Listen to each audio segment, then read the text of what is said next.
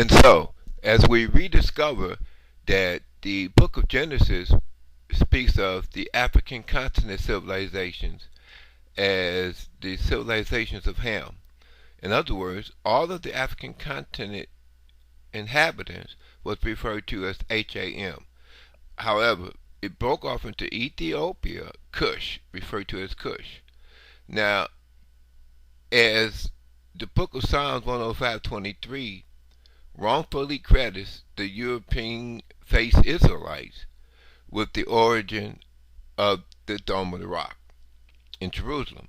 But as we go back to the African continent, ancient kingdoms of Babylon and Egypt, we had nothing but black-skinned Africans in ancient Egypt and Babylon. So when the book of Psalms 105:23 in the European King James Bible lie refers to the 12 sons of Jacob entering into ancient Egypt as they left their father Jacob in Babylon. So these 12 sons of Jacob is wrongfully entering into an all-African Egyptian land from an all-African Babylonian kingdom and starting ancient Judaism, which is theologically incorrect. So as we rewrite the African continent history using the geographic land surface map, in other words, that before the flood of Noah, if we write the African continent on the blackboard or the blank sheet of paper, we would draw 12 lines. These are east to west lines from South Africa to north. So there would be 12 east to west horizontal lines on the land surface of Africa. Now this would be drawing the first line from the tip of Africa. The second, fourth, and fifth is in the middle of Africa, Central Africa. The 6, 7, 8, 9, and 10. And so the 10 and 11 is Ethiopia and Egypt. So the book of Genesis, couching Ethiopian lion thinks of Judea and Jerusalem, is the same black man face we now see upon the lion's body in front of the northeast African continent, Isaiah 19:19 Giza pyramids.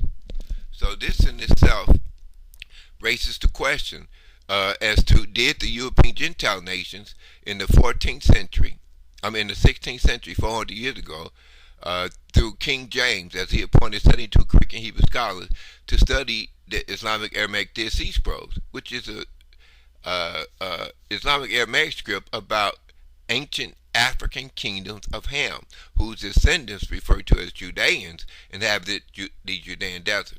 So this brings us back to the geographic image of the aerial view African continent. So if we put it on the blank sheet of paper or on the blackboard, we would draw 12 lines from the first line at the tip of South Africa, and we go all the way up to the end of North Africa. So we follow North Africa into the water. That's the 12th line. So the 11th line is where the black man facing the lion's body was seen as theological racism in ancient Egypt by the European Gentile nation. This is the black man face called the lion thinks of the tribe of Judah in Genesis 49 chapter and 8 verse. So as we rediscover that before the flood of Noah, all right, we have the African continent, the thin strip of water called the Euphrates River to the right, and then a V-shaped piece of land. Now, this V-shaped piece of land at the bottom is Arabia, where Arabia is located. This is to the right of the African continent. We're looking at it from our spatial satellite imagery, the V-shaped piece of land. So in the middle is Babylon and Canaan, and at the top of the V-shaped piece of land is Judea and Jerusalem. So before the flood of Noah, what we call the Middle East, or the V-shaped piece of land, where Arabia is located, and Babylon and Iraq. So before the flood of Noah, what we call the V-shaped piece of land, it was a part of the northeast African continent coastline. So this brings us back into the theological and archaeological and geographical understanding of the black man facing the lion's body in front of the northeast African continent, Isaiah 19:19 Giza pyramids. So this is where we squeeze the V-shaped piece of land back to the northeast African continent coastline. Now we have one huge African continent. So if you draw a line going east across the desert from the black man facing the lion's body in Egypt, okay, it crosses the Euphrates River and it intersects the top of the V-shaped piece of land. How about that? So we have reconnected the black man face that was denied in theological based racism by the European Gentile nations in the 16th century. as King James appointed 72 Greek and Hebrew scholars to study the Islamic Aramaic Dead Sea Scrolls, their theological-based racism erased the original 12 African continent tribes. Remember, if we draw 12 lines starting with the first line at the tip of Africa, and we proceed to go up to the fifth and sixth line, which is Central Africa, so we proceed to the 10th, 11th, and 12th line, which is Ethiopia and Egypt.